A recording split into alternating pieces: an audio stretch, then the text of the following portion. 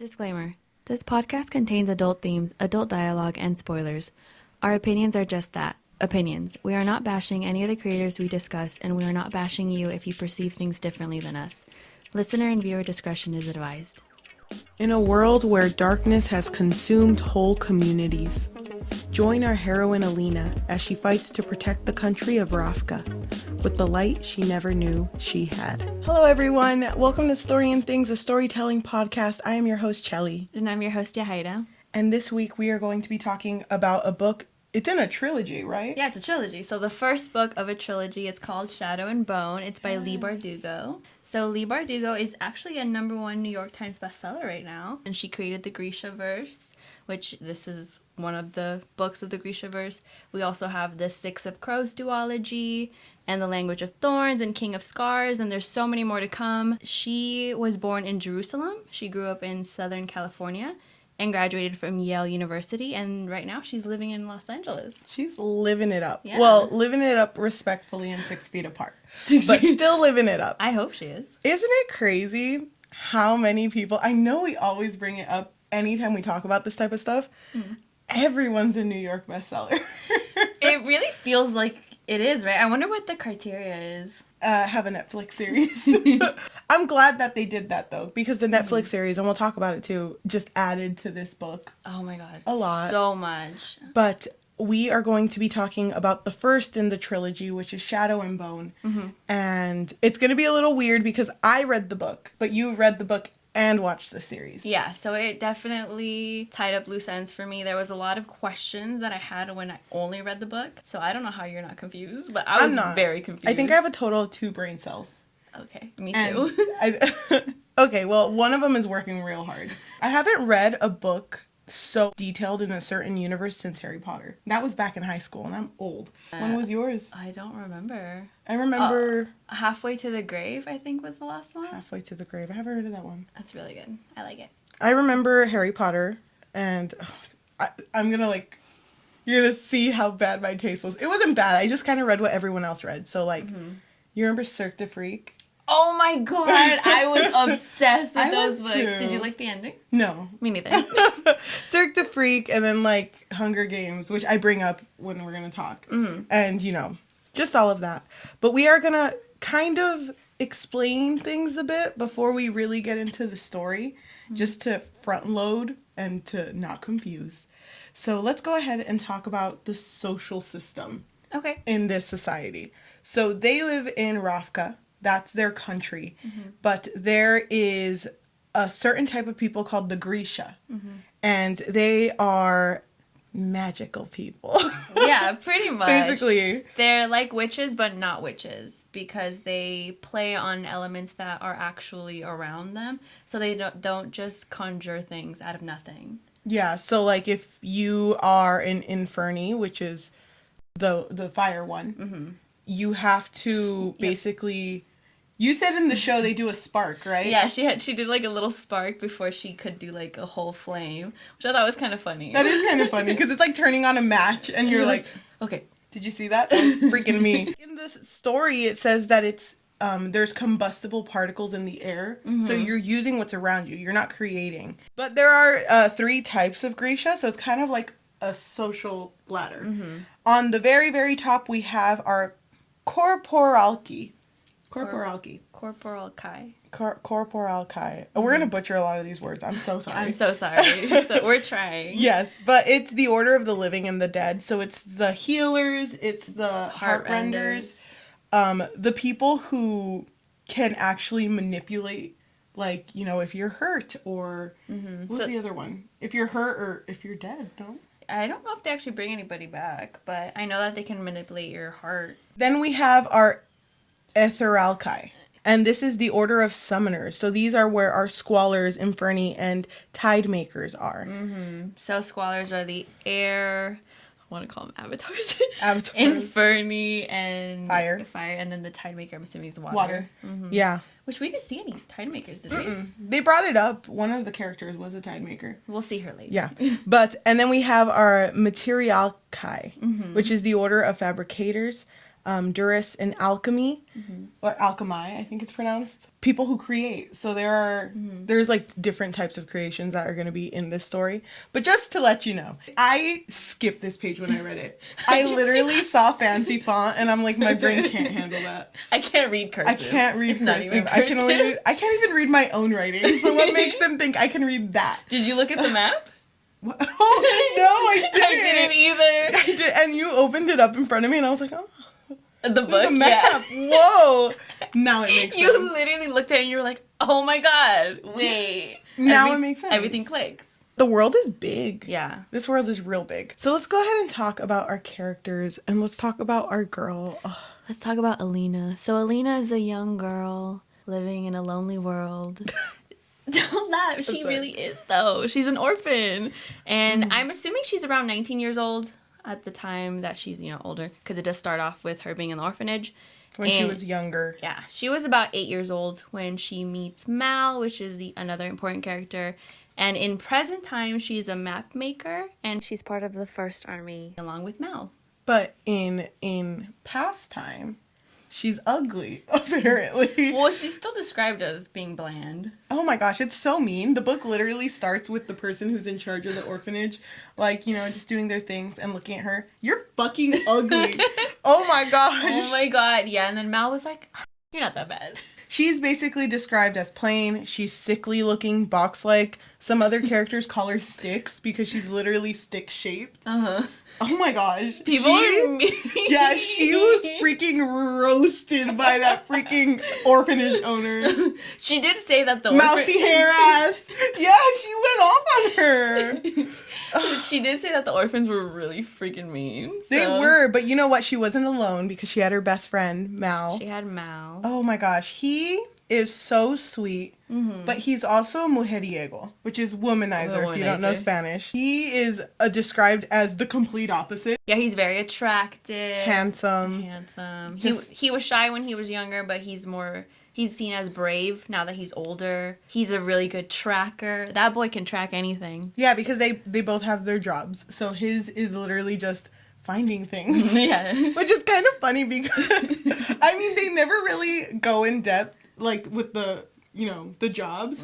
Because literally Elena's a map maker, but the only time she ever uses it, it's like her sitting and she's like, and I drew a mountain. And I'm like, and that's it. sick. Done. Is that what it takes? And freaking Mal is like left. It's left. Whatever we're looking for, it's at the left. Even though he's, a lot more popular than Elena is, he still is really fond of her. Yeah. So, but it's like not attracted to her. It's just loves her in like because they a bond sense, familial sense, I guess. Yeah, they're all they had for so long, and when they didn't have anybody, they didn't have a family. They only had each other. Our other character, he's the Darkling. The Darkling, which they don't say his name in this book, okay? So if you watch the Netflix show, we're not supposed to know his name yet. I wrote that he is tall and handsome. That he is 120 years young, just trying to keep it young. It sounds like you're making him a Tinder profile. He states that his goal is to undo something that is great peepaw fucked up. When your peepaw fucks something up, you gotta fix it. You gotta be the one to fix it. And I wrote that he's a strong as fuck dude, and he even has his own fit color. He has his own color. No one else can have this color. No, black. That's his color. That's him. Darkling? Darkling, dark, black, and he's like, it's in the name! But he's a very calm and collected guy, and everyone in this freaking story is attracted to him. And he is the strongest Grisha, therefore he is their leader, and he works alongside the king to maintain order. Yeah, and remember Grisha, just the magicians. The magicians, yeah. Yes, he is the strongest. But okay, we broke down the plot. So we're gonna try our best. I have my book with me, just to pull up my favorite parts. Okay. But do you want to talk about the beginning? Yes. We already kind of did. So Elena and Mal were orphans, and they were all they've ever really had ever since they were kids. At the age of 8, at the orphanage, they were tested by Grisha. You're supposed to get tested a lot younger, but since they were orphans, they got tested late. Yeah, because no one really cared. Yeah. They just I guess they just sort of assumed, oh, they're orphans, so... Yeah, and they were poor. Yeah. So it didn't really to them it didn't really matter. But this is something that everyone in this country does, that you have to get tested if you are Grisha. Which we don't know what comes of that just yet. So in present time now, they're teenagers and they're a part of the first army, which is just like the regular people army, because the Grisha is a part of the second army. So they're just regular people army. Can't magic, but they got daggers. So I guess it's okay. They got rifles too. I don't really understand. I guess that's kind of like the foot soldiers. Like, because you know how in history, there was always like the first defense, which is like the people who don't have the greatest things, which is what Mal and Elena are. And then the Grisha are the ones who are most protected, which is kind of dumb because like... It should be backwards. Yeah, the other way around. The story starts with them basically going to this place called the Shadowfold, which is just literally what it is, what it sounds like. It's just shadow, like darkness that's stretched over the country. It's like right in the middle of the country too. Yeah, so it splits it in half. Yeah, and people can't go above or below because there's different kingdoms or civilizations that are against them, so you have to go through it in order to reach the true sea. So, which is the actual ocean. Because they called the Shadowfold the Unsea. They're going on this journey through the Shadowfold, and in the Shadowfold there's creatures which are known as the Volcra. Yes. And you what did you say you thought they looked like? I thought they were just birds, like big-ass birds. Big-ass birds. I mean, they're not big-ass birds. I'm sorry to say. They're not big-ass birds. They looked cooler in my head as big-ass birds. They're, like, humanoid-looking. Like, it's just a little bit unsettling. They do fly, though, right? They fly, yeah. Big-ass birds. Oh, they're also blind, so they're attracted to any light. So anytime someone goes through them... Also, I think sound as well. So light and sound. So if they hear you or see a fire... they will attack you. Yeah, and they are vicious, so they will rip you apart. Yeah, they're not very nice. That being said, they have to cross through the Shadowfold. Through a sand skiff. It's already known that there's always casualties when people go through. But they're traveling with Grisha, so hopefully it's not as bad, because the Grisha are there too. The reason why the Grisha are there also is because the wind, the squalors? Yeah, the squalors. They're the ones that are moving the sails, and then the Inferni is there to fight off the Volcra, just in case. But then their fire attracts even more. Yeah, I don't think they thought it through that much. They should have brought tide makers. Honestly, they should. We could have done it better. They even had, okay, spoiler alert, they even had the Darkling there. Wasn't he there in like a freaking cart? Yeah. You can hear people screaming, and he's just like, oh my gosh. Turn up the radio, Ivan. But they go through the Shadowfold, and Elena is just like, I hope nothing happens. Everything's gonna be okay. You know, I'm with my coworker Alexi. Things are gonna be fine. It's basically a coworker, co-map maker. You know, both of them were drawing like freaking mountains before this, so it's like our mountains looked fucking sick. They had a bonding moment drawing those mountains, and then he even roasted her. He was like, that ain't a mountain. That's not good. That ain't a mountain. That's just the letter N. So they, while they're crossing, the Volcra do attack and take Alexi, unfortunately, which I wrote that they took Alexi in 0.2 seconds flat. That was my favorite character.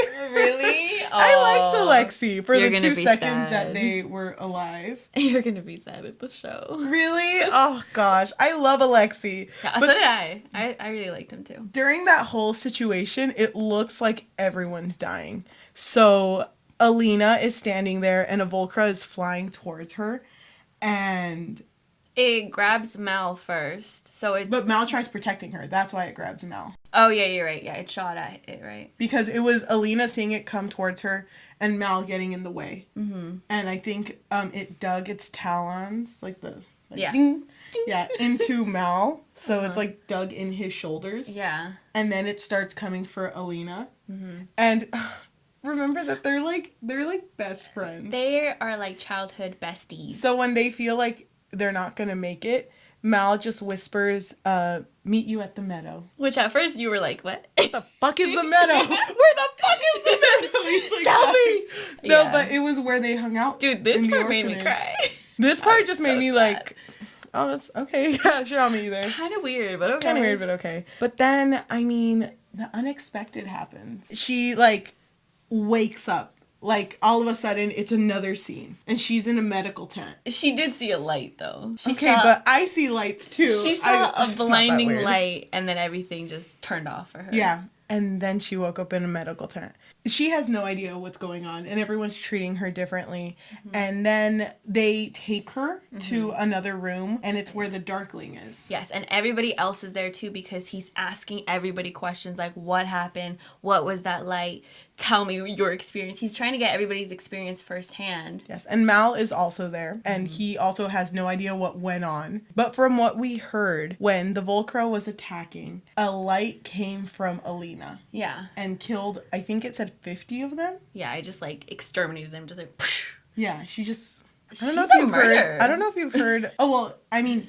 Yes, but I don't know if you've heard that term, like, shine bright like a diamond, because she fucking did. She took that literal. I know, she literally... She's like, Rihanna, say it again. And she did. She really did shine bright like a diamond. They were freaking out because that's the sign of being Grisha, but she was tested as a kid, and she came out... And she failed. Yeah, she came out non-Grisha, so then the Darkling is... trying to say... I would know if there's a sun summoner around me. And she's like, I don't even know what the heck that is. I'm a map maker. And not even a good one. Look at my hills. look at the material. And he's like, bitch, that's the letter N. That ain't a hill. So then what he does, because he's a Grisha too, remember, he's the strongest Grisha. So he grabs her and he cuts her. Just like a little nick. A little nick. But he then engulfs her in darkness because he does have that power as a Grisha and as the Darkling. Obviously his power is darkness. And she freaks out. Do you see a theme here? Darkness, Darkling. Elena, a lightning. Niles, write it down. He engulfs her in darkness to see if she can produce light, which she does. She does. I really... With his help, though. Yeah, because he kind of... What's the word? He amplifies her power. Yes, he amplified her power so that it can come out. But then people are like, oh my god, she's a Grisha. So they just... And Mal is shocked. He's like, I would know her. I grew up with her. Yeah, she's never turned on a light ever. She doesn't even know how to turn on a match. Okay, she ain't a Grisha. They don't even get to talk because everyone freaks out and the Darkling's like, bring her with us. She's going to Little Palace with us. It's described as her leaving and her just seeing Mal's face just being, like, consumed by the crowd. That's the last time they see each other. So... That sucks. That's the beginning of our story. That's a good beginning to a story. I was so hooked. Same. By the time I finished that, I was like, oh, fuck yeah. She's about to go get strong. The Darkling tells Elena, during their trip to the Little Palace, they, like, make a little stop because she's... Oh, yeah. She's, you know... She can't handle that ride. She's sick. Yeah, because, I mean, even in that freaking ride, she's like, I'm not even that special. And then they get attacked. They get freaking attacked, and people almost die. Yeah. And it's horrible. No, people do die. Oh, yeah, people do die. And the Darkling saves her with this, like, cut. The cut. The cut. Where he's just like, and the guy gets, like, Yeah, but it's described pretty gruesome, though. Like he got cut more gruesome than what I just said. Because he got cut right before her, so she was, like, bloodied. Yeah, she just saw a guy get dismembered and mutilated. So it was horrible. So total romance, right? Okay, wait. Can I bring up one part? Yeah. So she's, like, completely, like, shaken up. And they're like, okay, she's not going to ride in the cart anymore. She's going to go with the Darkling on his horse. And she's just sitting there and she's like, oh my gosh, you killed a man. Like, I can't believe you did that. And he's like, you get used to it. You know, it's whatever. And then Typical Tuesday. Yeah, I know. And then she's like, I don't know if I can get used to it. So then he takes off his glove. I don't know if you remember this scene. I don't think so. And because it's described as he's riding the horse, but she's in front. So he's like, I don't know how you grab it. Like, yeah. And then he, like, takes off his glove. So he's just like, and then just pats her behind the neck. Like, wait, hold on. Okay. So he's like, there. And knocks her out. Like, what kind of comforting is that? But she was comforted, right? Yeah, she fell asleep. He was like... What's there? He like... Yeah, there.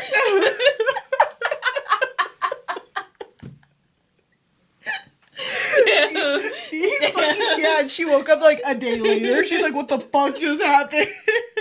Damn. That was a good moment. Yeah, it was. It's funny. I don't think it was meant to be funny. I didn't understand. After the Darkling saves her and he knocks her out, So they end up stopping somewhere for the night before they get to the little palace. And this is a moment where they actually kind of had a little bit of a connection. The Darkling tells Elena that his great-great-great-grandfather was the Black Heretic, and he is the one who created the Shadowfold. So with his dark power, he created it, right? Which is evil. Yeah, which is evil. But he said that what he wants to do is take it away. Yeah, so he tells her that her being a sun summoner gives him hope that they can eradicate it. Yeah, and I think it's really sweet because he says, I've spent my entire life searching for a way to make things right, and you're the first glimmer of hope we've had in a very long time. Damn. No, but that's sweet because he's known to be a very reserved character. He doesn't really talk much. So for him to say that to her is just kind of like, oh, that's very reassuring that he believes that she can actually do this. Yeah, and she's obviously in denial. She's just like, I'm nobody special. I'm a map maker. I'm an orphan. Like, you think I'm gonna save the world? And he's like, yeah.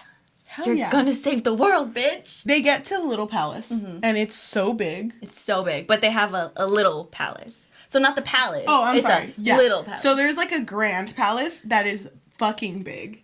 And there's a little palace that is big. I mean, still big. It's like 3 stories, right? Yeah, 3 stories high. It's still really big, But it's described with like, there's gold, everything is like stained glass, basically. And just, you can tell where all the money's going. Elena mentions it, how there's like food shortage and financial issues with where she's at. People used to think it was because of the Shadowfold, and she's like, I don't think it's because of the Shadowfold. And then she even makes a comment that the Grisha have this like special, is it also a kefta? Like they have something special that allows them to not get as injured in fight when she knows that the first army could really use it. And then they're over here using it, and they sometimes don't even get in the fight. No. So she's just noticing like basically all the privilege that comes with being a Grisha. But she's taken to her quarters, which is a huge thing because she's never had a place for her own. Yeah. She's always been used to sleeping with like a room with a bunch of girls, and it's not even a room, it's just like an extra space that they had. But she takes like a long ass nap and wakes up because someone's knocking at her door, and it's my girl Genya. It's my girl Genya. Yeah. Oh, she pulls up and with her like, suitcase. Hey bitch, I'm about to make you pretty because you fucking ugly. Oh my god, pretty much. She's able to use certain items to kind of enhance her beauty. Yeah, so she'll have like a petal and a then rose petal and then do her blush. Yeah. Oh gosh, and it's just like a really cool like moment.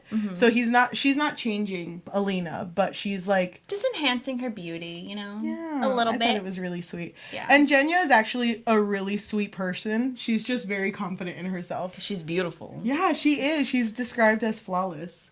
So we have her meeting Genya, and Genya, the reason she's there is because she's preparing Elena to be introduced to the king and queen. Because she's going to showcase her powers to them, even though she can't even control them at this point just yet. But the Darkling is there, so he's like, it's okay, I'll help you, and we'll show them that you are the sun summoner. And he does exactly that. He engulfs the place in darkness, and then she breaks it apart with her light, and the king is like, oh, fuck yeah. Sick. Oh, best king ever. Shadowfold's about to be gone in a week. He's like, write it down. I discovered her. I know, and the queen's over here doing absolutely nothing, like vacant look in her eyes, just looking straight ahead. The king and queen are like not. They're not it. They're not it. No. It's basically the Darkling doing everything. And he's like, yep, this is Elena, and she's gonna freaking save the world. And she's gonna stay in the little palace and train. Don't worry. I have a question. Oh, what's your question?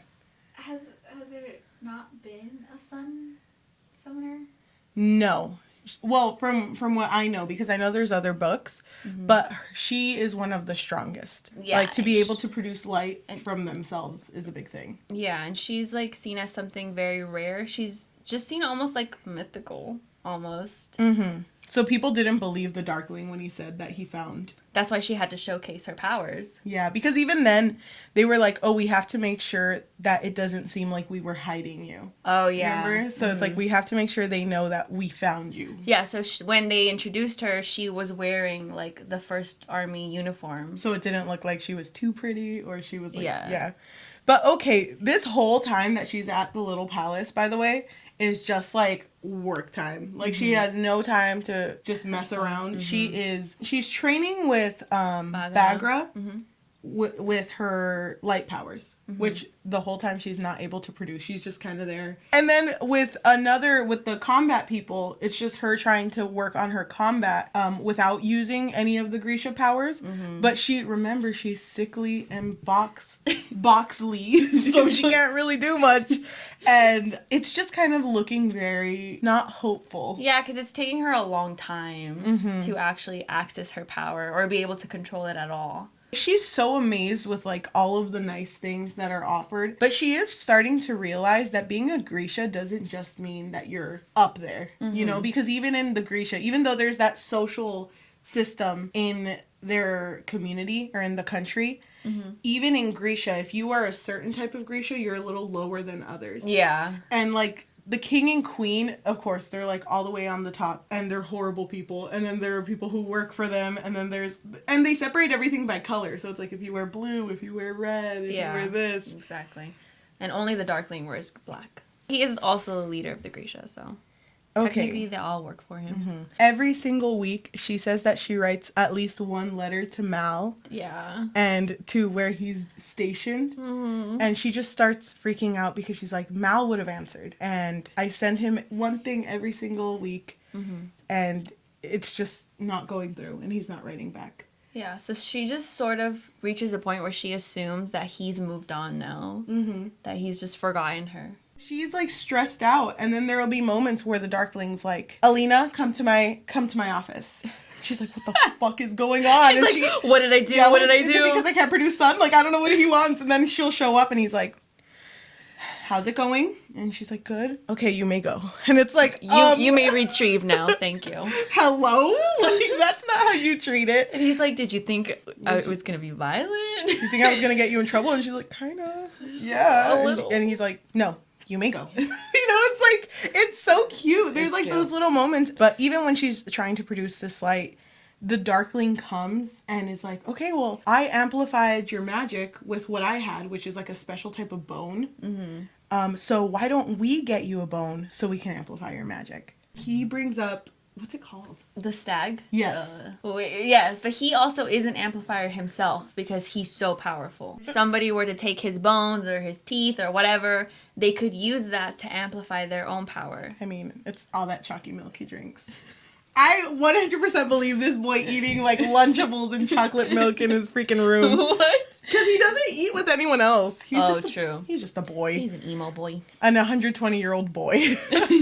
But he brings up like, okay, there's this mythical animal called The Moroscovo? yeah, stag? which is just a stag.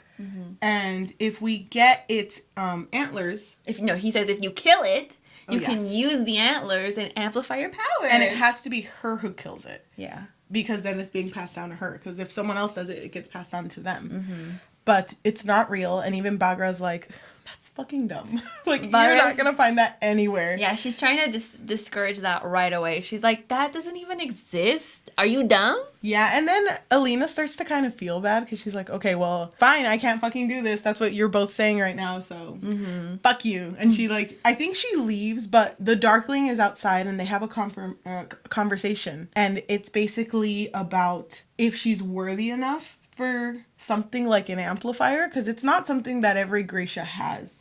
Amplifiers are very rare. And the Darkling says that he knows that this is for her because it's meant to be. The stag was meant for you, Elena, and I can feel it. He's psychic. That's so sweet. Oh my gosh, that is so sweet. I freaking love the Darkling right now. Right now. And Mal, freaking no correspondence at all. Oh, yeah. But at least with Genya, she asks, like, can you look up Mal's name and to make sure he's not in the casualties? Or if he's okay, like, where he's stationed. So she's out doing that. Yeah, so she's making sure that Mal is at least alive. So she's kind of like, why isn't he sending me letters then if he's alive? There comes a point where she's practicing and she just gets fed up and Bagra notices and is like, what's holding you back? Yeah, she starts like pressuring her, like, what is it? Like, what is it that's stopping you from getting to your power? And it's like, is it your home? Is it your parents? And she doesn't have any. She doesn't have one. Who is it? And then she has a vivid memory of when she's 8 years old and they're testing her for the Grisha test to see if they have powers. And she remembers seeing Mal get tested and not have Grisha powers. And then she remembers being held and feeling the powers come up. Yeah. But realizing that if she had powers, she would be separated from Mal. Yeah, because they would take her to the little palace, so that would leave Mal alone in the orphanage. So at 8, she just decided to Suppress it. push him down. And she completely forgot about that. Yeah. And at that moment, when she realized that Mal is most likely just ignoring her, she was like, you know what? Fuck Mal. I don't need Mal. No. Also, her suppressing her powers did have an effect on her appearance. Because she said since that moment, she had sunken eyes. And became a box. She's she like boxed up. But then right after that moment where she was like, fuck Mal, she produced light. She was able to produce. Ugh. I know. Look at this. She's like juggling. And in the background's like, no, you're not doing that. No, but check this out. And like eats it and then like, like completely like into it. You're right. But she, oh my gosh, she gets so much better. And it even says that like her appearance is a lot, you know, saying prettier, but healthier. Yeah, she looks healthy now. She is doing great. She's doing doing great. so great. She's killing it. I did want to bring up, you know, a beautiful scene. Okay. She goes into her training with Bagra, and the Darkling's already there. And Bagra's just fucking roasting him like, stupid ass bitch, you ain't gonna find a stag. Where are you gonna find one? Stag or us? It doesn't exist. You're dumb. And he kind of gets like annoyed, which is very unlike him. Yeah. So he leaves, I think? Or he asks Bagra to leave. And it's just him and Elena by themselves. And do you see Niall's face? I do. Do you trust me? Because I told you that I was going to get you a stag and it's been forever and I haven't gotten you one. And she's like, of course I trust you. Like, why wouldn't I trust you? And it's like, well, you're not producing any, you know, evidence that I'm trustworthy. And she was like, well, me neither.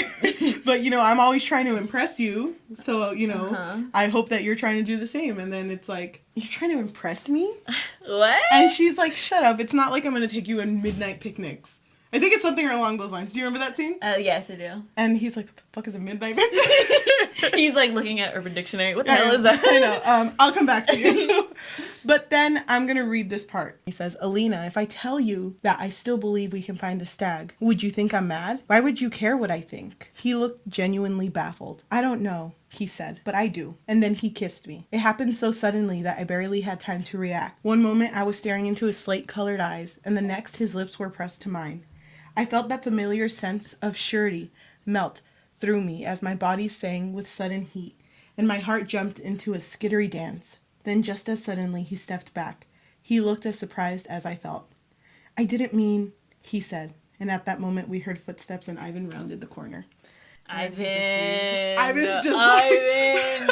Ivan is so fucking funny. He doesn't do anything. He doesn't do anything. He's just inconvenience. Boss, I finished my Sudoku. He's just like, coming. You want to look at it? But they kissed. It was so cute. Who the fuck is Mal? I don't want to kill anybody's mood, but I do want to say that I really liked that in that same chapter, in the very end when she's already in her room, I really liked this line, so I'm going to read it, okay?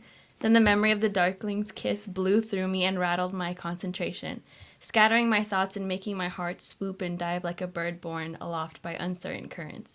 The light shattered, leaving me in darkness. Yeah. I love that line. She's in his darkness. Exactly. Instead of her being in her own thing now. He freaking dips. After they kiss, like he's like, gotta go. You know what? They're calling me. I have to go. Oh yeah, it's like phones don't exist. And it's like, no, you don't get it. I gotta go for 2-3 weeks maybe. But he leaves, and she doesn't tell anyone. No, she doesn't tell anybody about it because she almost feels kind of embarrassed. Like, I shouldn't think too much of it. He probably kisses all the Grisha, right? Yeah, because everyone has a crush on him, so she just assumes that he's like this with everyone. Mm-hmm. But while he's gone, we hear that there's going to be a winter fest that the king has set up to kind of showcase Elena to the world. Yeah. And he's invited other leaders and kings. from the country. Yeah, Yeah. like other civilization people. Yeah, to see her. And she is, it's kind of weird. It's kind of just like a showcase. Like, it kind of feels like entertainment in a way. It is. They're the entertainment of the night. But it's also kind of unsettling how fast this moved because the Darkling is gone. And he's been gone. And Elena finds out that he's been back for like a day or so, I want to say. And she's like, oh, he didn't come visit me, whatever. And then all of a sudden she gets her kefta, which is like her clothes. Oh, yeah, because it was the Winterfest, and she was waiting and her clothes wasn't coming. And she always wears blue because that's the color of the summoners, and she's a sun summoner. And it's very big that you wear the color of what you do. And then when it's the day and her clothes comes, they're black. They're black, which is his color. Yeah, he's like, that's like giving your jersey to your girlfriend. Babe, I just want to give you my shoelaces. Please wear them. That's like giving your scrunchie to your boyfriend. Oh, that's like giving the silly band. Yeah, you can have my scrunchie.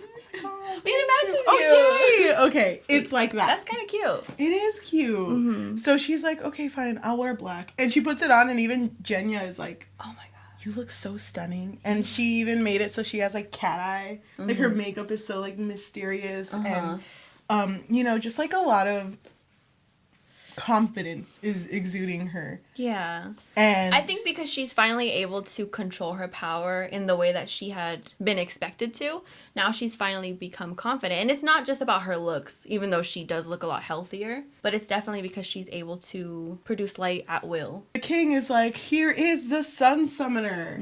So freaking do your magic. So then the Darkling shows up and is like, freaking darkness. And then she will shoot light. And it's just basically kind of like a show of light and darkness, and everyone is super into it. Yeah, they're like, woo! We're saved. Yeah, they're like, we're saved. Yeah. We're finally saved. And I think they even made a comment, right? Or like he wasn't lying because they didn't believe him. Yeah, they didn't believe the Darkling at first, so this is like a huge deal. I think the Darkling pulls Elena, and they start walking away from the crowd. And they walk into, like, a quiet room. And it's, like, I think the queen's quarters, too. Niles has never seen or read this, by the way. So she's... If you want to input anything, please input anything, Niles. Oh my god, I'm so excited. So they walk into their own, like, separate room. Yeah. And can I read it? Yeah, go for it. And a giddy laugh escaped her as they slipped into an empty room, lit only by the moonlight pouring in through the windows. As soon as the door was closed, he was kissing me. And I can think of nothing else. I'd been kissed before, drunken mistakes, awkward fumblings. This was nothing like that. It was sure and powerful, and like my whole body had just come awake. I could feel my pounding heart, the press of silk against my skin, the strength of his arms around me, one hand buried deep in my hair and the other at my back pulling me closer. The moment his lips met mine, the connection between us opened and I felt his power flood through me. I could feel how much he wanted me, but behind that desire, I could feel something else, something that felt like anger. So so it's kind of like getting intense. And she like pulls away. It's like, what the, okay. Are you like, you don't want to be here, do you? You're not feeling this, are you? And then he says that he actually, in a weird way, he hates being there because he wants to be there. So he has to be in another room right now doing a meeting. But he's like, but I want to be with you. Like, I want to be here. He continues to kiss her, still laced with anger, like lingering, but she didn't care. I didn't care that he ignored me or that he confused me or about any of the Jenya vague warnings. He found the stag. He'd been right about me. He'd been right about everything. And then it gets a little like, you know, not safe for work. Okay, not safe for work. You know, okay. So he's just like hella getting into this. But then they hear drunk people going down the corridor and he's just kind of like, ugh. I have to go. And he nodded. And then he says, I won't be returning to the party, but you should, at least for a while. And then when the Darkling slipped through the doorway, he turned back and said, Elena, can I come to you tonight? Meaning like if he can go to her room. But she never answers and then he just leaves. Because she was unsure. That's a big thing to ask. Yeah. Also, you kind of glossed over it, but he ended up finding the stag, you know, that mythical creature. Oh, I'm sorry. I didn't mean to gloss over it. It's because I was like trying not to make eye contact with Niles. I get it. But he found the stag and he's into her. He's into her. Like he's so like, because he's always, from what it seems, been so driven by trying to stop the Shadowfold. This is like one of the first times he's like, you know, there's something else diverting his attention, and he's like, "Ugh, I need to be over there talking about the stag, but here I am kissing you. Mm-hmm. How dare you?" So the Darkling is gone. He's at his stag meeting. His stag meeting. Yeah, it's a Zoom meeting. But okay. Oh my god, I he love was it. social distancing before it was a thing. The Darkling would get vaccinated. He would. He would. I believe in it. So Elena goes back. She mingles at the party, and then She sees someone. she sees someone, none other than our boy Mal. Who, remember, fuck Mal. Fuck Mal. Remember. Fuck Mal. But not really, because as soon as she sees him, she is so overjoyed. She literally is like about to pounce on him, and he's kind of like indifferent about it. He's like whatever. Whatever. And she's like, I don't care that his friends are there. I was just way too happy. Mm-hmm. Whatever. Okay, then his friends end up leaving them alone, and then he's being very indifferent towards her. And it says, he didn't return my smile. He didn't even meet my eyes. He just looked away and said, I should go. I stared at him and disbelieved, my elation withering. So I'd been right. Mal was done with me. All the anger and embarrassment I'd felt over the last few months crashed in on me. Sorry, I said coldly. I didn't realize I was wasting your time. He says, I didn't say that. And she says, no, I understand. You can't be bothered to answer my letters. Why would you want to stand here talking to me while your real friends are waiting? Damn. He frowned. I didn't get any of your letters. Right. He didn't get any letters. He didn't get her letters. Oh my god. She literally wrote to him every day. And she's been sending them, so. I mean, I feel like the little palace can afford good post. I mean, you postal would think services. I mean, I don't know. Maybe it's only the big palace, not the little one. I know, the little palace is like, there's only one FedEx there. He gave a rough bark of laughter. I don't need to imagine. I saw your little demonstration in the ballroom. Very impressive. You saw me? That's right, he said harshly. Do you know how worried I've been about you? No one knew what had happened to you, what they've done to you. There's no way to reach you. There were rumors of you being tortured. When the captain needed men to report back to the Darkling, like an idiot, I made the trek down here just on the chance that I would find you. So he wanted to come see her. Mm-hmm. He did, because no one knew what was happening, which makes Yeah. sense, because she did just get taken. Yeah, and nobody would give him any information because why would they? Yeah. He's just some... A tracker. Exactly. And then he says, are you happy here with him? I didn't have to ask who Mal meant. I opened my mouth. No answer. You're wearing his symbol, he observed, his glance flickering to the gold charm hanging at my neckline. His symbol and his color. They're just clothes. Mal's lips twisted in a cynical smile, a smile so different from the one I knew and loved that I almost flinched. You don't really believe that. What difference does it make what I wear? The clothes, the jewels, even the way you look, he's all over you. Okay. Yeah. The words hit me like a slap. In the dark of the hall, I felt an ugly flush creeping up on my cheeks. I snatched my hand from his, crossing my arms over my chest. It's not like that, I whispered, but didn't meet his gaze. It was as if Mal could see right through me, as if he had plucked every fevered thought I've ever had of the Darkling right out of my head. But on his heels of that shame came anger. So what if he did know? What right did he have to judge me? How many girls had Mal held in the dark? I saw how he looked at you, he said. She responds, I like how he looks at me. He shook his head, that bitter smile still playing on his lips. I just wanted to smack it right off his face. Just admit it, he sneered. He owns you. And then she says, he owns you too, Mel. He owns all of us. Which it started like a joke. But then it was like too real. Yeah, because she kind of said it because he is the Darkling. Mm-hmm. He's like one of the highest, up with the king and the queen. Mm-hmm. But man, he was hella mad. Which he had no right to be angry with her because they were just friends at this point, and he had not given her any crumb to be like, hey, I kind of like you. I forgot Mal existed for 2 seconds. And then when he came back, I was chapters. like, I saw Niles' face. When he came back, it's kind of like, oh crap. He's like, you're out here with him. You're happy, right? You look happy with him. I saw your face. Uh-huh. And like, even before that, he's always been protective of her. He was jealous. He was jealous. But that doesn't take away that he had a right to be jealous. I know, but I feel bad. Okay. He shouldn't have said, though, because I don't agree when he said, oh, he owns you, by the way. Yeah. So that's or that really he's messed all up. over you. Oh my god. I mean, whatever. He was literally there just doing the dark thing like the... And then it was done. Yeah, he just like did... He was just there. Mal leaves. because Elena wants to go after him. Mm-hmm. But then she's like, it's not worth it. Elena is sad. She's crying. She crashes into Bagra, which is the person who was teaching her how to summon light. Mm-hmm. And she says some crazy shit. She tells her that the Darkling is the Black Heretic, which is the great-great-great-grandfather. And at first it's like, how the fuck do you know that? Elena was so confused. She was like, what are you talking about? That's his peepaw. No. I seen pictures. That's the other guy. Mm-hmm. And she's like, no, he's just like created different identities. He has not died. Because he's so strong, right? So his power has kept him alive for so long. And she tells Elena that he was the one that created the Shadow Fold. And he's only using you. I don't remember how detailed she goes, but he's only using you for your power.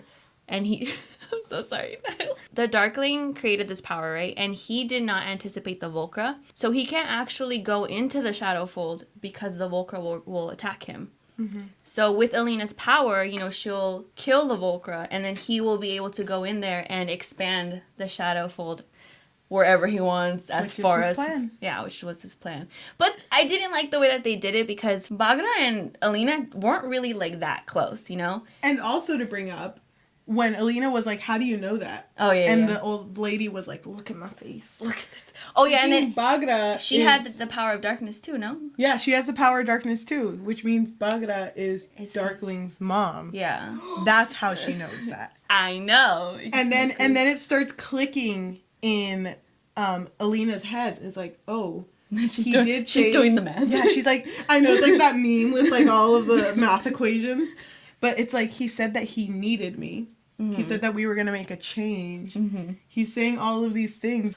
Mm-hmm. This was a weird scene. It was so weird. Because the first time I listened to it, I was like, I don't even trust this lady. I don't even like this lady. I didn't either. And it's like, why am I supposed to trust what this person says? Mm-hmm. When she's never had a relationship? Yeah, and I really wanted Elena to actually see it for herself. I wanted her to be like, wait, there's something not right here. But she didn't. She didn't. And Elena was just like, got a blast. Yeah, I know. I'm out of here. So she goes in the first cart that she sees and hides in the back, and she's just gone. Like, she runs away. She's not going to stay there to see what's going to happen to her. While she is running away, at first things are going pretty well. She's like, I can just blend in. When she's in hiding, which is in the forest, one of the people who was looking for her was Mal. But he's not really talking, so he's just like, just a little one, just like a, hey, what's up? It's me again. I didn't bring this up, but I feel like we should mention the fact that a lot of people are actually worshiping Elena because she's seen as this saint and this savior, right? Because they've had to deal with the Shadow Fold for God knows how long. And so when they find out that the Sun Summoner is real and actually exists, she is being worshipped. Like, people see her as a saint. And also, the reason why the Darkling was trying to protect her for that in the beginning was because other countries wanted to kill her because they didn't want to get rid of the Shadow Fold because it creates this diversity between all of the civilizations. Mal finds her, and I think it's really sweet because even though they fought, Elena is tired. She's completely soaking wet because she was in a river at one point, and she curls up with a blanket around her, and she whispers, Mal, and he says, what? Thank you for finding me. And I wasn't sure if I was dreaming, but somewhere in the dark, I thought I heard him whisper, always, and I let sleep take me. Niles, any comments? Oh, Niles. I feel bad. Niles, what is your thoughts on the Darkling right now? Before we get to the ending. It's horrible. He literally produces darkness through his hands. But don't you think it was kind of too predictable? When it happens, you're like, oh, of course that would happen. It is a little predictable. Like you were saying, it is very predictable. And then the trope of childhood friends to lovers. It's just following that. But Mal brings up that he actually took a mission. Well, he brought it up before at the party. But he took a mission to help find the stag. Yeah, so they found it because of him. Remember, he's a great tracker. He knows that the stag has something to do with Elena. So he ran away. So he is now, what's the word that they used? Whatever. He ran away. He's a runaway. He's a runaway. He ran away, and his only goal was to find Elena. But now they realize that because the Darkling is going to be using the stag, if he kills the stag, he can control Elena with it. So if he somehow kills the stag and puts it on Elena, apparently now he has the power to use her power. And it doesn't really explain how at first, but it's dangerous. And Mal is like, okay, so you gotta tell me what's going on. And she's like, okay, if I told you I was gonna save the world, would you believe me? And Mal's still low-key jealous because he's like, oh, so this isn't a lover's quarrel? And it's like, shut the fuck up, Mal. This isn't about that. Because he thinks that she's gonna end up going back to the Darkling in the end. And she's like, no, that's not what's happening. Nope, he is literally trying to expand the shadow fold. For this next part of the story, it's just her and Mal traveling to go find the stag before the Darkling does. Yeah, so they travel, sleep, travel, sleep. And sometimes they sleep, travel. You know, it's like they just love mixing it up sometimes. So because Elena knows that the Darkling is trying to use her through the stag, if the Darkling gets Elena is asking Mal to kill her. And at first Mal's like, I can't do that. He agrees, but even when he says it, he's just like, okay. Like he can't. Another moment they have is when they are talking about why Mal is even there. Like, why did he didn't have to come for Elena. Yeah. You know, he could have continued his life without her. Because now he's seen as this runaway, which is treason. It's treason. So if they find him, they could kill him. He basically tells her, which is kind of like such a cop-out thing to say, but he's like, you saved me and I needed to save you. Like, I couldn't eat, I couldn't sleep, I needed to be there for you. They're developing a friendship again, because at the beginning of their travels, they weren't talking much. It's funny because they're scared of being caught, but they actually just get mugged. And when they figure out they're getting mugged, they're like, oh, thank God. They're like, oh, you just want my money? I know, here you go. I only have 2 cents, but okay. Oh my God, but they run away from it. I think a day passes from what I remember. Elena and Mal are just sitting down. So then he says, Elena, I'm sorry for everything that happened at the little palace. Oh yes, he apologizes. That night at the palace, when I saw you on that stage with him, you looked so happy. Like you belonged with him. I can't get that picture out of my head. I was happy, I admitted. In that moment, I was happy. I'm not like you, Mal. I've never really fit in the way that you did. I never really belonged anywhere. You belonged with me, he said quietly. No, Mal, not really. Not for a long time. He looked at me, then, and his eyes were deep blue in the twilight. Did you miss me, Elena? Did you miss me when you were gone? Every day, I said honestly. I missed you every hour. And you know what the worst part was? It caught me completely by surprise. And he starts talking about that. He literally saw her get cut. Remember when the Darkling nicked her?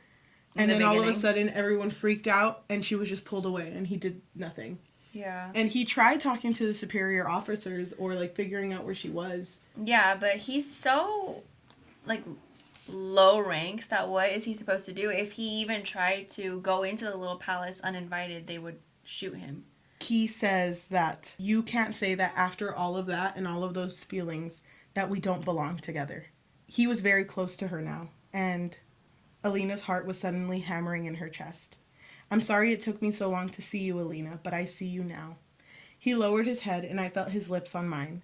The world seemed to go silent, and all I knew was the feel of his hand in mine as he drew me closer and the warm press of his mouth. You forgot this happened. I did. I literally... Oh, it's so good. I forgot. No, I had to remember, but then I remembered because I knew that they immediately saw the stag right after. Right after that moment, I knew they saw the stag. Because the stag comes up to them. Yeah, they're like, and then, bitch. I know. And, you know, Elena's standing in front of it, and Mal is like, okay, you have to kill it now. He's like, go kill it, Elena, go. go. But she looks at it, and she's like, I can't. She knows that she can't kill it. So she doesn't kill the stag. But guess who does? The stag fucking dies. The stag fucking dies. Because of an arrow that comes. And out of the sky. And the Darkling just comes in like, miss me, bitch!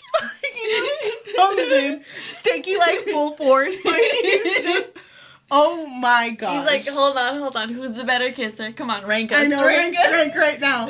He's like, that was a real cute display. That that was like 3 out of 5. I thought mine was a little more romantic, but that was pretty cool.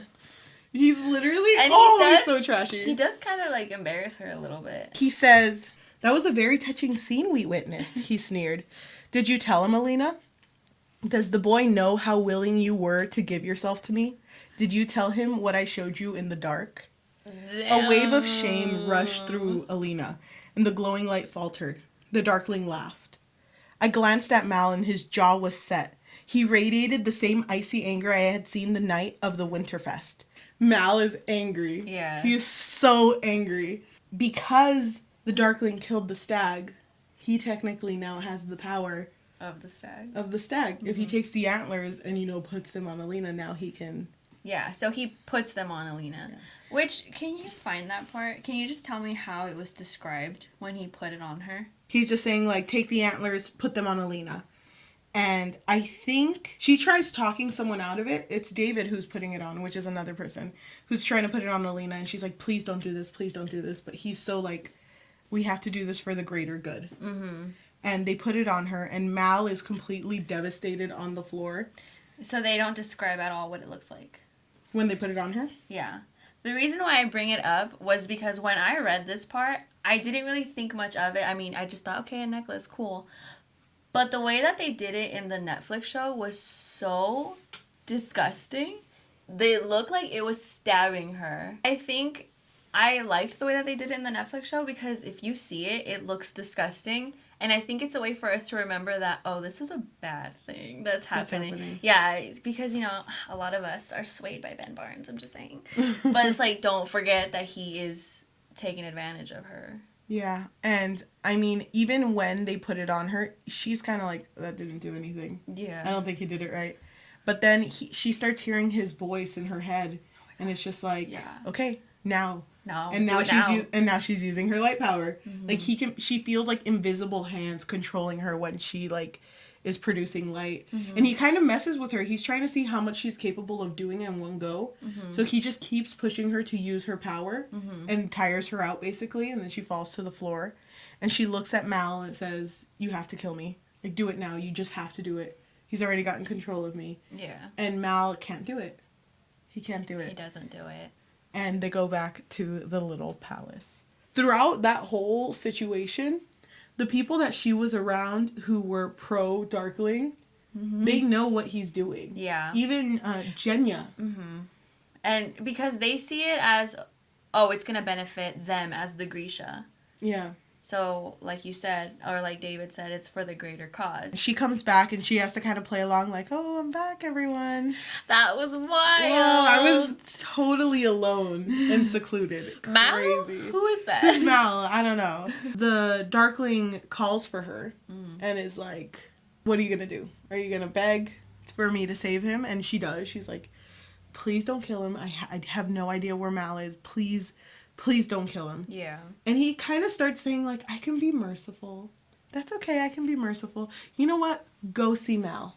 I'll let you go see Mal. I'll give you permission to go see him. But tomorrow, when you destroy the Shadowfold, the Volcra, right? The Volcra. Mm-hmm. I will make you watch the Volcra eat Mal. Mm-hmm. And she's like, what the fuck? And it's I didn't say I was completely merciful. He's like, I'm a little merciful because I'm letting you say goodbye, so take what you can. Yeah, so Ivan walks her down to where Mal is being kept. And as soon as Mal hears Elena's voice, he, his head shoots up. Mm-hmm. And they, hold hands through the bars. They kiss each other through the bars. Mm-hmm. And they're just they know it's the end. So they show up to the Shadowfold. Mm-hmm. And they have invited other people from different civilizations so that he can show them what he is planning on doing. Which is, to everyone's knowledge, getting rid of the Shadowfold. Yeah, everyone thinks that he's just going to get rid of it. So they all get into the sand skiff, and then they go into the Shadowfold, and he forces Elena to produce light. And when the light disperses the shadow, it doesn't disperse it completely. It's only a little bit, so they can see the other end, so they can see the other civilizations. And the people start running forward because they think it's going away. Yeah, they think, oh my god, it's happening. But then the Darkling produces darkness and he envelops. he envelopes them in it. So the ones that are on the other side, he moves the shadow to that side. So now he enveloped like an entire civilization that was on the other side. And people are kind of confused. They're like, you wanted to get rid of this. Why are you making more of it? Why are you expanding it? I'm so confused. And this is very, very complicated. I'll try my best to explain it. Okay. Explain it, please. But he basically says that if he puts parts of the country in the shadow fold, they can deal with their own problems. So there's no such thing as different places and different rules. There's only the shadow fold and outside of the shadow fold. And outside of the shadow fold is going to be peaceful because we don't have to deal with what's going on in there. Yeah. And if there's issues somewhere else, then they'll pick up the shadow fold and put it over there. Yeah. So he's trying to create this consequence. Oh, if you don't want to go along with this, then you're going to be in the shadow fold. And everybody else is going to be outside of it. Which is horrible because as soon as that shadow fold gets put up, you can hear the people screaming. People screaming, yeah. Because the Volcra are the people that were stuck in the shadow. Yes, that's another thing that's revealed. Because they were so humanoid looking, they were the people. Yeah. So killing the Volcra is like killing the people who were there. That is all going on. And then Darkling's like, don't forget, bitch, and throws Mal off the side. Oh, yeah, he throws him off the sand skiff. And Elena's like, what the fuck? And sees Mal falling while he gets... I don't think the Volcra gets on him, do they? No, but they follow him. Yeah, the Volcra's about to follow Mal. Because he's falling into the part that's still dark. So it's like insinuating that he's about to die. She kept having dreams about the stag. And about the stag coming up to her and her seeing blood fall on the floor. And at first she was thinking that it was her guilt of like the stag dying. But what it had turned out was because she didn't kill the stag, she was powerful. Like she didn't need the power of the antlers to be powerful. And at the moment that she realizes this, and I'm pretty sure it's the same in the Netflix show, she's able to break away and use her own power. So she shoots light at, is it at Mal? To save him. Yeah. And she tries to save the civilization. But what ends up happening is that the Darkling and all of the people who were with him, they get trapped in the shadow fold, from what I know. Yeah, but they're stuck in there. But before that, she tries to reason, because these are all her friends. She was at Little Palace too. She knows these people, and she tells them, he's doing something wrong. You guys need to join me.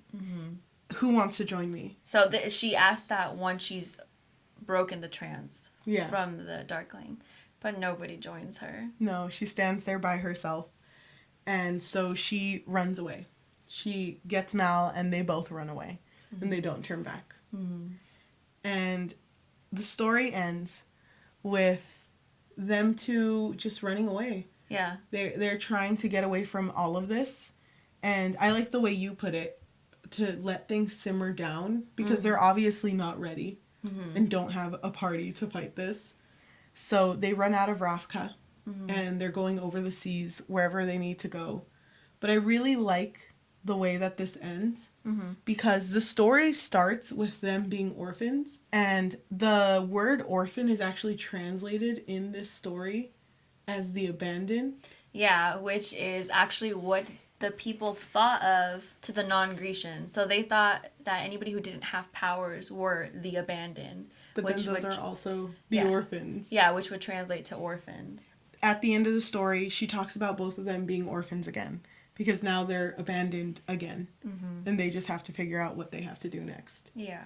And that's how our story... And they're alone, and they're also, like, poor again. Oh yeah, they're poor again. They Poor don't have again. anything. They're literally back at square one. Yeah. But that's how the story ends. And scene. Scene! Oh my gosh. I freaking love this book. I love this book. Can I just bring one thing up? I'm not going to talk about it forever. Niles, I think this will make you real happy. But at the end of the book, you know, if you bought the book. So I don't have the physical book. I have the ebook. And in the ebook, this wasn't there. So Cheli asked me, she was like, what did you think about Mal's letter? And I was like, Mal's letter. It turns out when he went to go be part of that unit to find the stag, he started writing a letter to Elena because he couldn't stop thinking about her. And this letter is written throughout the months that he works on finding the stag. And it's him just going like, oh my gosh, I miss your scowl. I miss that. I didn't do anything for you. I tried to, I really did, but I couldn't do anything. At the end is like, I don't know why I'm writing this letter because I don't know if I'm ever going to send it, but maybe the wind will take it. Oh, maybe yeah. the wind will reach you. It'll go through the palace gates. It'll go through this, everything that I couldn't to reach you. That's and cute. It's just, it shows that they both cared. Yeah. It was really... So he was trying to. Because remember, this is in Elena's point of view. So we didn't get to see this. So we didn't get to see, how he saw her. He could have very well been in love with her this entire time, but Elena had such low self-esteem that she wouldn't have seen it. And they're also teenagers. Yes. So they don't know. They're double 19. whammy. So I love this story. It's so funny because I don't know if I sent you the audio, but when I was reading this book, I freaking love this trope. I love tropes where it's like, oh, you take this basic character. Guess what, bitch? They have this magical power that can save the world. I love that trope so much. I don't care how many times I read it, watch it, play it. I love childhood friends. Okay. I love it. It's so good to me. It's so good. I just love the fact. You missed childhood friends to lovers. To lovers. That's the trope. But I love the fact of just they both have that friendship. Like they both have that solid foundation that they're there for each other no matter what. So it's very... No, it's cute. It's just not one of my faves, Whatever. It's okay. What about you, Niles? How do you feel about this book so far? I really like it. It's really good. How do you feel about how it ends? It's kind of sad, but It is sad. At least we're together in this journey. This journey together. What do you think about people who ship the Darkling and Elena? You mean me? Oh my god. No, it's not. No, it's not. I mean, Ben Barnes is so fine. Okay, Ben Barnes? But, like, the Darkling is horrible. Yeah. Okay, here, let me give you a few, let me do a pros and cons. Pros? Hot. Tall. Has Cons? nice hair. Toxic. Gaslighting. Old. Literally. Old. Because there was 3 greats. Oh, you're right. Old. Made the shadow fold. We don't want to promote toxic relationships. I don't. But this is a fantasy. So, if it's just a joke and you're not taking it into life, it's okay. But you told me that the author... Oh, yes. So, actually... Yeah, go ahead. So, I guess there was an interview with the author, and apparently she wrote this, and she wrote The Darkling based on a toxic ex that she had. So... The fact that people, like, that's the biggest ship coming out of there, that's a little triggering. Is it? It sounds, to me it does. But that's her experience. That's not yours. Yeah, you're right. It's not mine, so I wouldn't know what she's feeling or if she's over it. Yeah. But I just feel like it's a little sad that she built this. And trying to get Mal to be the main love interest, and no one even cares about Mal. But, like... It's not that nobody cares about Mal. He's not complex. He's not as complex. But even then, like, I don't even think the Darkling was that complex either. No, but he did have a bigger role. But I once had a professor tell us that when you produce writing and you let it out into the world, it's no longer yours. Whatever views or opinions that people are going to make or interpretations of your writing they're going to make, that's theirs. Like, you can no longer say anything because it's theirs. It's not yours. Yeah. And, I mean, she wrote it, but... People can interpret it however they want. Yeah. But he is obviously toxic. Yeah, he is. He's toxic. Obviously using her. But... I do feel like he had something, though. They had something, right? But I do feel also that it was the first time that anyone had liked Elena that way. That outwardly showed it. Yeah. So that was a huge thing for her too. And especially him being so powerful, she was like, "Oh my god, I got that." I know, okay, cool. for real. I wanted to bring up the fact that the Darkling reminds me of Light from the Death Note. I think it's kind of funny that the Darkling has this god complex, and yet Elena is the one that ends up being worshipped. Yeah. Because he's over here like, "Oh my god, I'm gonna save all of you guys. And Elena's like, I don't really want to save anybody here. But she's the one. She's the one that ends up being worshipped. He's just so lost in it. Yeah. That's kind of what happened to Light too. He got lost in it. Yeah, but the thing is that in the Netflix adaptation, they did show more of a backstory for him. So it gave him more... character. Yeah, it gave him more character and more likable traits, right? So for you that you haven't seen it, you don't really know what happened. In his past. Or how he even created the Shadowfold. Or why he created it. So if you were to interpret it, do you think that he just did it just to do it? Yeah, which he didn't. Basically, in the Netflix adaptation, well, even in present time, some civilizations do hunt Grisha, and they kill them. Or they try to put them to trial, but really they just end up dying anyway. Like witch hunting. Like witch hunting, yes, exactly. So they're hunting the Darkling, and the Darkling isn't even, like, trying to fight back. He's kind of like, okay, just don't hurt. Because he has a girlfriend or a wife, whatever she is. And he's like, okay, I'll go, because he doesn't want anything to happen to her. But in the end, like, the soldiers just tell him, you know what, we'll just tell the king that you put up a fight. And they're, like, shooting him with the arrows. And they end up killing his girlfriend, wife, whatever she was, even though he wasn't doing anything to them. So I think that was the moment that he realized, well, it doesn't matter what I do, whether I fight back or don't fight back, because at the end of the day, there's going to be people who still kill me or try to kill me or kill my friends. He lost it. He lost it, yeah. So I think that would be one thing that You appreciate. Yeah, that I appreciate about the Netflix adaptation, but I do like her prologue. I really do. I thought it was cute because it started off with them in the orphanage, right? Yeah. I thought that was cute. But if you notice, she did have flashbacks throughout the thing. Yes. So I don't feel like she needed to have a prologue for them in the orphanage. Come for her. No, I'm not coming for her. Okay, no, I get you. No, I kind of really would have appreciated if she would have done the prologue with the Darkling. Like, to see, because I get you. Because the Darkling creating the Shadowfold was so pivotal to this story, right? It changed everybody's life in this story. I feel like it should have showed the moment, or maybe not the entire moment, but just a snippet of the moment of him creating the Shadowfold, or at least what happened immediately after him creating the Shadowfold. Because to me, I'm like, okay, the Darkling is evil. Of course he is. His name is the Darkling. But you brought up, too, like, the fact that that's backstory. If it were brought up, it would have at least given you the perspective of why he did it. Yeah, because we don't know right now. Because right now we're only rooting for Elena because we only know Elena's story. Mm-hmm. So, yeah, it would have been a little different. I think I would have liked that. Yeah. If that was at the beginning. I don't know if it's in the other two books. It probably is. I'm assuming they had to have explained it in the other two books why he did that. I have not read a book like this in such a long time, so it's such a, like, breath of fresh air. I know, I don't think I have either. I love those moments when you get really hooked, though.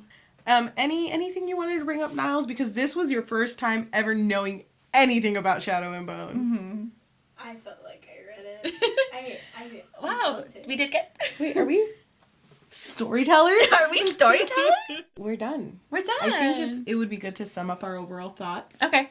Yours is an entire essay. It's not. Okay, it's kind of Would you like me to go first? Because mine is a little short. Yeah, you can go first. I wanted to say, the story has such a great beginning, and it feels very promising as, like, a series or a trilogy. Mm-hmm. I just felt so automatically hooked and in love with these characters. Mm-hmm. I'm compelled to bring up that I appreciate that there's a very strong female character written that is relatable. She's funny. She's not like your typical character. And I didn't see the Netflix series, but that casting for Elena is perfect. Mm-hmm. Like, it is exactly perfect for Elena. And just, like, comparing it to other stories that have female mains. So I was thinking about Twilight. Because anytime I think about female mains, I think about Twilight. That's okay. Or, I don't know, like Hunger Games. There's always female mains that they try to write as strong, but they have to depend on others. Mm-hmm. Or do something completely, like, you know, messed up and never apologize. But what I like about Elena is that she is filled with mistakes. She messes up a lot. She doesn't believe in herself, but she still does these things. Mm-hmm. You know, she's just so good. Like, mm-hmm. She's such a well-written character. Yeah. I feel that some of the parts in this book were rushed. Like when the Darkling was revealed to be evil by his mom, His I guess. Madre. Mal liking her all of a sudden. Freaking Bagra coming out of nowhere. Also, there was another character we didn't even talk about. The Aparat. He was just an old dude who would walk around like, He would Elena! He would be in the shadows. You're about to get fucked up, Elena. And she's like, okay. He was almost like trying to warn her, like, oh, things are about to get crazy. It's like the Ides of March. Exactly. This book was such a solid beginning for a trilogy that I want to see how it ends. Which we've read a lot of books. We've read so many that books. are series that I don't care for. Where you're like, getting to that second book, never mind. So I do really like this book. I did dislike the fact that there was that. Really? No, not in here, but I wrote that in my notes, remember? Oh, I think that's why I put it too, because you brought it up and I was like, oh man, you're right. The I'm ugly and he'll never look at me trope. I get it. That's I did so it. annoying. It completely went over my head until you brought it up, but I overall think this is a great book because it's the first and because there were a few things that I wish were a little better. I think I'm going to give it a 3.8 out of 5. It's pretty good. Thank you. It's pretty good. All right, so my overall thoughts on this book, as I stated before, I seriously love this trope. Like I said, I literally love the stories where you have this common, slightly boring character, and all of a sudden they have this power or ability or intelligence that can just save the world or save whoever. I don't know, I just never get bored of that trope. That being said, I have to say that this story was a really great read for me, even though there were honestly a few moments where I was very confused, but I only have like 2 brain cells, so I think that's why. Like I said to you, I didn't understand what the heck the Corporal Kai meant. Yeah. I didn't know what the heck that was. The whole Grisha society system thing. Yeah, because they would just kind of throw it in there in dialogue, and I would write it in my notes like, what is that? I kind of wish that the flashback would have been pushed as like just a part of the story instead of the prologue, because I just wanted to see more of this world and the impact that the Darkling had in it. Because then I feel like I would be like, oh, because in the prologue, yeah, we saw that. So Bagra telling Elena, oh no, he's evil. Then I would be like, oh, because in the prologue, yeah, I get it. Okay. My other thing that I didn't really like was that there were some moments that were a little bit too predictable, like him being evil, Mal all of a sudden liking Elena when it kind of felt like it was too late in my opinion, but I mean, I get it. He's just a young boy. He didn't realize it until he saw her all over somebody else. I also really loved that Elena and the Darkling were each other's antithesis, which is why I thought they would have been a good couple, right? Because then they would bring out the different qualities of one another. I really appreciated that there were so many parallels between Elena and the Darkling, and then the Darkling having this god complex, and Elena being the one who is actually being worshipped. I also really loved Elena's character. I literally felt for her all throughout the book, and I thought that the way that she was written was very realistic, relatable. I mean, she is a young girl. Of course, she wouldn't want to have this power that gives her so much pressure because she is basically told that she has to save the world. Yeah. When she's been an orphan her whole life, so why? And not only that, but she's been bullied her whole life, so it's like, do I really want to save the world? I did have a problem with the amount of times that she always had Mal in the back of her mind. That's why she couldn't access her power, right? So I kind of wanted her to have this moment where, you know what, this would save not only Mal, but me too. Yeah. So let me just save the world. I said I do kind of wish that the romance was progressed a little bit better.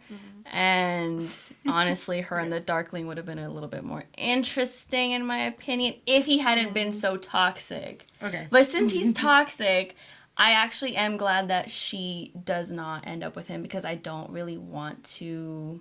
Because it's a young adult book. You know, I don't really want that in a young adult book. No. We'll put it in an adult book, but not in this one. And I think it's for the best that they don't end up together. So I love this world. I loved it so much. I really am interested to read the other books in the Grishaverse. And I would rate it a 4 out of 5. Whoa. Yeah. Whoa. That's high. Thank you. I know you didn't read it, Niles.